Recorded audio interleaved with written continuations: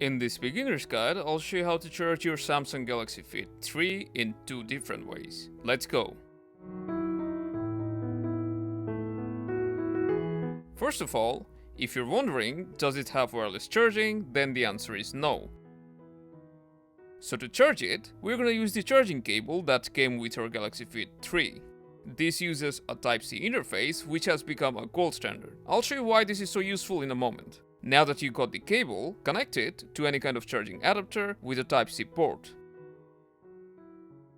After that, take the other end of the cable that has 2 pogo pins or charging connectors and resembles an unhappy face. You need to align the face with the metal connects at the back of your Fit3, then the semi-circular cutout with the sensor bump, and you can lift the rest to the magnets. It will snap in place and your watch will start charging. With just a minute of practice, you'll be able to do it without even looking. So let your watch charge up to 100% and it will last you for a week at least. Now the advantage about having a Type-C cable is, you can even connect it right to your smartphone or any kind of electronic devices, and your watch will happily accept the charge. How handy is that?